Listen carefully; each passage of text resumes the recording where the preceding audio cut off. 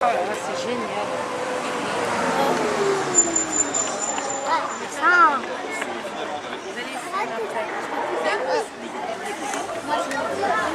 Voilà. Alors, En fait, il faut mettre la planche, une grande loupe, obligé une loupe ou une petite. voilà. Bah, plus la loupe est grande, et mieux ça marche. Plus ça chauffe. Voilà. Passe tes lunettes, passe les lunettes. Fanny, tu passes à Audrey et Francesco, tu passes à Audrey.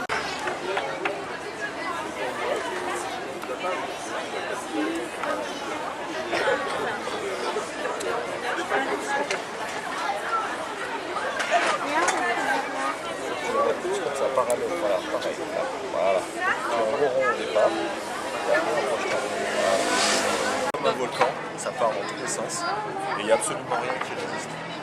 Donc là, nous, on travaille sur des gros fours solaires de ce type-là, beaucoup plus puissants, où on peut faire des tas d'autres choses avec. C'est-à-dire, en modulant la lumière qui rentre, on arrive au degré près à contrôler la température. Donc on peut faire de 10 degrés à 3500 degrés. Donc avec toutes les applications qui suivent, donc vous pouvez faire effectivement du pain, tout ce qui est boulangerie, vous pouvez faire de la poterie, on peut faire de la fonderie, on peut faire du ciment, on commence à travailler avec des cimentiers parce qu'on peut faire du ciment avec ça. Dans l'absolu, on pourrait presque mettre un grand four comme ça dans un endroit, et on pourrait construire un village, faire de l'eau, potabiliser de l'eau, faire des briques, absolument tout faire, simplement avec ça. Et le temps de cuisson est diminué à peu près de moitié par rapport à des fours classiques. Voilà. C'est impressionnant quand même. Alors, Juste, il faut leur montrer comment utiliser vraiment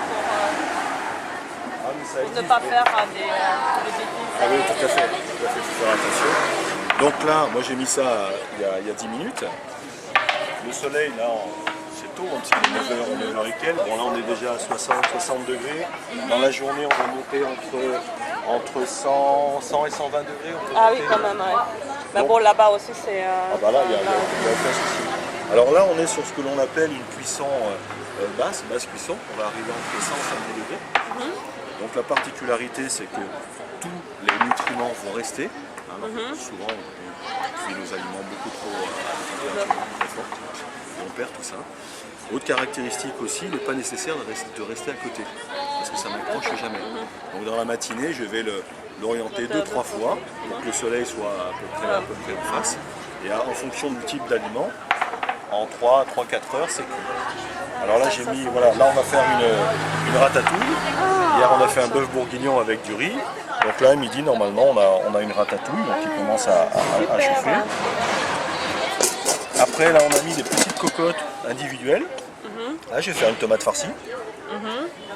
Alors, autre caractéristique, ce qui est bien, c'est qu'avec certains produits, il n'est pas nécessaire de mettre de l'eau dedans. Quand vous êtes dans des pays où il n'y a pas de bois, ou plus souvent il n'y a pas d'eau de mauvaise qualité, là je fais un œuf, je vais faire un œuf dur, 30 minutes, pas un centilitre d'eau. Voilà. Alors là j'ai essayé autre chose, je vais faire un peu de polenta, je vais voir ce que ça va donner. Et par exemple, si vous voulez faire des pommes de terre bouillies, vous laissez la pomme de terre directement avec la peau, et l'humidité qui est à l'intérieur de la pomme de terre suffit pour la faire cuire, donc pas d'eau non plus. Et au niveau de l'hygiène, il n'y a pas, par exemple, pour la viande. Alors à on prépare partir du ça. moment que vous allez passer les 65 degrés, les bactéries Elles sont sont, constituées. Voilà. Et là on va y arriver assez rapidement. Regardez, je sais pas, il est Donc 9 en fait, heures. ça, c'est la boîte, c'est en quoi? Alors la boîte c'est un isolant avec deux faces en aluminium, donc c'est un isolant qu'on utilise dans les travaux publics. C'est un isolant tout à fait classique, on le trouve en grande plaque d'1 m 20 par 2 m 50. Vous trouvez ça partout dans le monde. Après une vitre 4 mm classique. Et là c'est un joint que l'on se sert pour les fenêtres. Voilà. Ça vous pouvez le fabriquer. Il y a une petite plaque noire aussi en métal qui va diffuser la chaleur sur le dessous des casseroles. Et c'est tout. Il n'y a rien d'autre. Regardez là on a pris un coup là, on a un petit. Bon bah eux après ils mettent un peu de terre dessus et puis c'est tout, ça continue, ça fonctionne.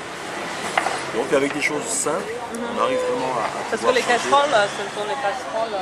Non, il faut qu'elles soient noires. pour Non, attirer pas la chaleur. Alors il n'est pas nécessaire que ce soit des casseroles en fonte. Des gens me disent est-ce qu'il faut des casseroles en fonte? Non, Non. c'est pas nécessaire. Les casseroles en fonte, en fait, elles chauffent et elles gardent la chaleur longtemps. Là, c'est pas nécessaire parce qu'il c'est toujours chaud à l'intérieur. Donc là, c'est de la tôle émaillée, rien de plus simple, c'est ce qu'il y a de moins cher en plus. Souvent, même ils peuvent se le fabriquer eux-mêmes. Il faut simplement que ce soit un peu hermétique. Voilà, c'est tout.